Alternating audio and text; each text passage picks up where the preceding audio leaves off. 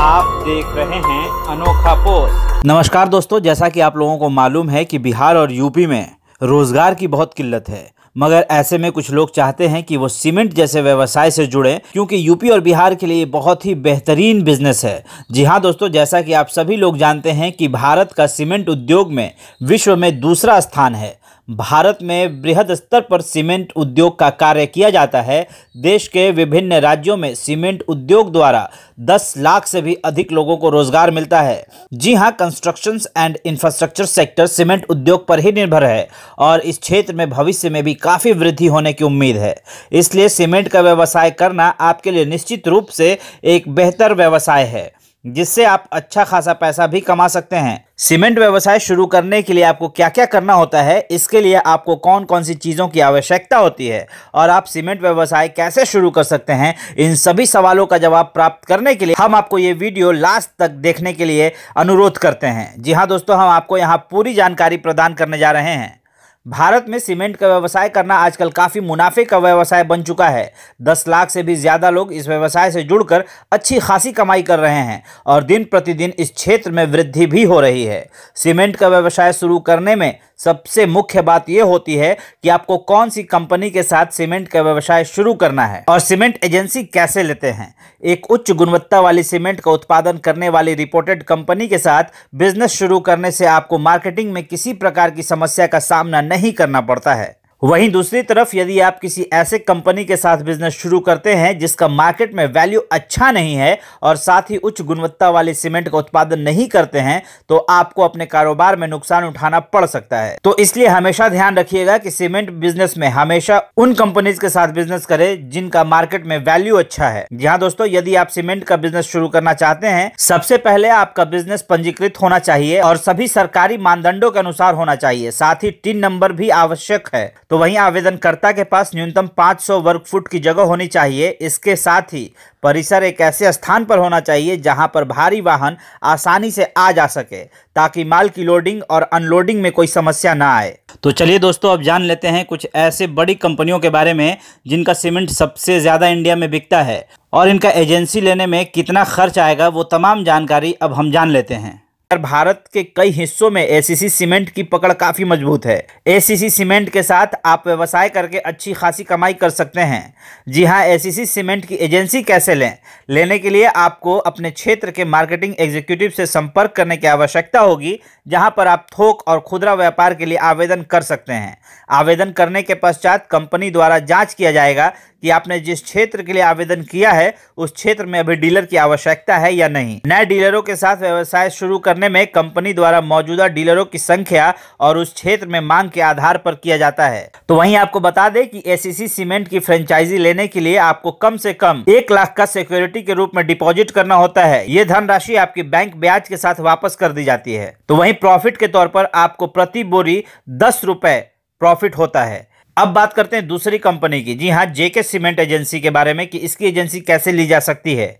जेके cement company भी काफ़ी अच्छी और हाई क्वालिटी सीमेंट बनाने वाली कंपनी है।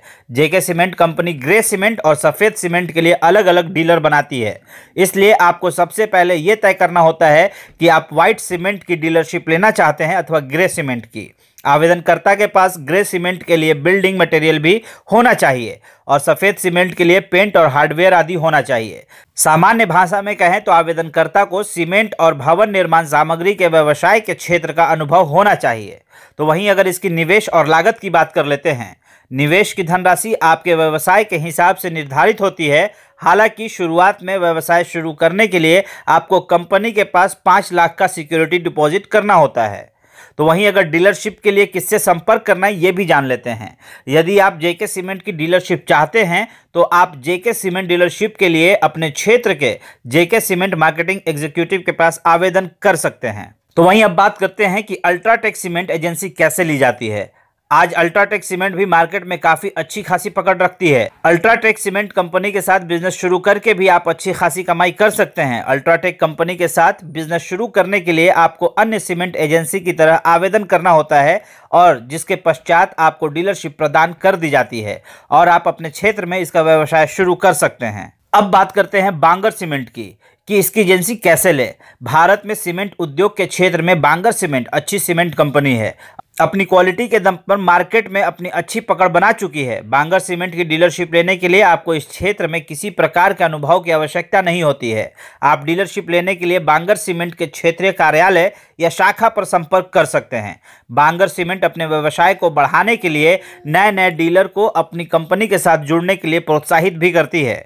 बांगर सीमेंट में डीलरशिप लेने के लिए आपको 50,000 से लेकर 1 लाख तक की धनराशि सिक्योरिटी के तौर पर जमा करनी होती है, जो कि आपको बाद में 7% के ब्याज के साथ वापस कर दिया जाता है। तो वहीं अब बात करते हैं कि इसकी एजेंसी कैसे लें। बांगर सीमेंट की डीलरशिप लेने के लिए आपको फॉर्म भरना होता है और सभी औपचारिकताओं को पूरा करना होता है, जिसके पश्चात आपको डीलरशिप प्रदान कर दी जाती है। अगर इसके प्रॉफिट की बात करें तो कंपनी द्वारा डीलर को 10 से 15 रुपए पर बैग के हिसाब से प्रॉफिट प्रदान किया जाता है।